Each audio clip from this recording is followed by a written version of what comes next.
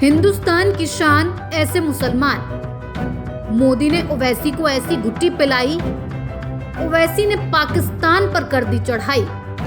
मुस्लिम देश से ओवैसी की दहाड़, बहरीन से पाकिस्तान को लगाई लताड़। पहलगाम हमले के बाद से असदुद्दीन ओवैसी बेबाक अंदाज में आजकल छाए हुए हैं। वही बेबाक अंदाज उनका विदेश की धरती पर भी नजर आ रहा है।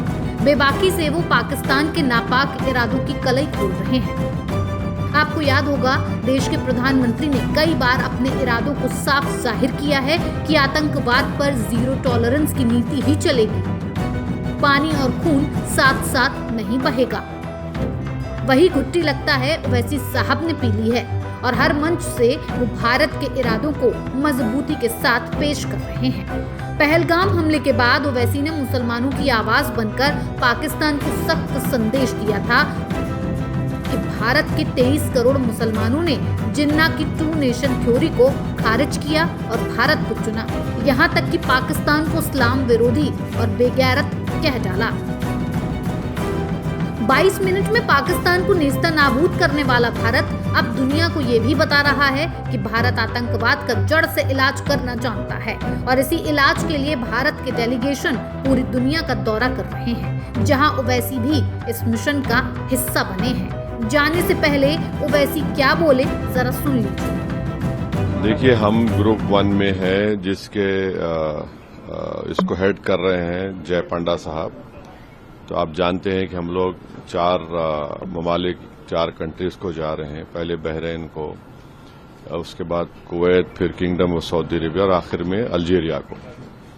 तो अब जाहिर है जो पहलगाम का वाकया हुआ, दर्दनाक वाकया, और जो पिछले कई बरसों से आप और हम जानते हैं कि हमारे पड़ोसी देश पाकिस्तान अपने ही मुल्क से टेररिस्ट कैंप्स को चलाता है, उसकी सरपरस्ती करता है, उसको सपोर्ट करता है, और फिर ये लोग हमारे मुल्क में आकर यहाँ पर टेररिस्ट एक्टिविटीज करते हैं।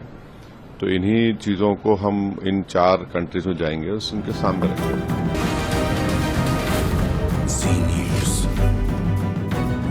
इस मिशन के जरिए ओवैसी भारत की एकता को अंतर्राष्ट्रीय स्तर पर मजबूती देने का काम कर रहे हैं। मुस्लिम मुल्क बहरीन से मुस्लिमों की कट्टर आवाज बनकर ओवैसी पाकिस्तान की वो लताड़ लगा रहे हैं जिससे देश को उन पर गर्व है।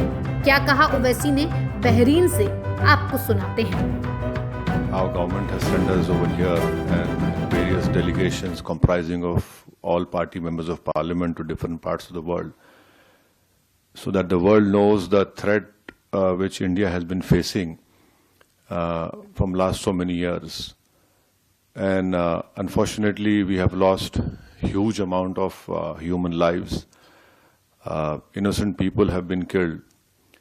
And the fact of the matter is that this problem emanates from Pakistan only. Unless and until Pakistan stops promoting, aiding, sponsoring all these terrorist groups, this issue will not go away.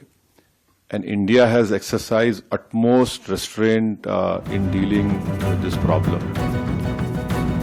Operation Sindoor और पहलगाम आतंकी हमले पर पाकिस्तान की सच्चाई बताने के लिए Bahrain पहुंचे डेलीगेशन में शामिल AIMIM चीफ असदुद्दीन ओवैसी ने कहा, हमारी सरकार ने हमें यहाँ भेजा है ताकि दुनिया को पता चले कि भारत कितने सालों से आतंक के खतरे का सामना कर रहा है। सवाल ये भी कि ओवैसी ने कई मायनों में पाकिस्तान की कमर तोड़ने, उसके प्रोपेगेंडा की हवा निकालने का काम किया है। ओवैसी ने आतंकवाद की फैक्ट्री कहकर पाकिस्तान के मुंह पर 23 करोड़ मुसलमानों की तरफ से जोरदार तमाचा मारा है। ओवैसी ने बहरीन में पाकिस्तान के आतंकवाद समर्थन को उजागर किया, भारत की एकजुटता और जीरो टॉलरेंस नीति को प्रदर्शित किया, पाकिस्तान के इस्लाम विरोधी चरित्र को उजागर किया, अंतर्राष्ट्रीय समर्थन जुटाने का प्रयास किया जो सफल रहा, पाकिस्तान के प्रोपेगेंडा का खंडन किया, राष्ट्रीय एकता का संदेश भी पहुंचा दिया। ऑपरेशन सिंदूर की जानकारी देने और पाकिस्तान की सच्चाई बताने के लिए भारत से सभी 7 डेलीगेशन दुनिया के देशों में पहुंच गए हैं। मोदी सरकार ने ओवैसी को विदेश इसीलिए भेजा ताकि वो अंतर्राष्ट्रीय मंच पर भारत के आतंकवाद विरोधी रुख को मजबूती से उठा सकें, पाकिस्तान के झूठ को बेनकाब कर पाएं और भारत की एकजुटता का संदेश दें। ओवैसी का सख्त रुख और मुस्लिम समुदाय का प्रतिनिधित्व इस कूटनीतिक प्रयास को प्रभावी बनाने में महत्वपूर्ण साबित हो रहा है। आपकी इस पर क्या राय है? कमेंट बॉक्स में हमें जरूर बताएं।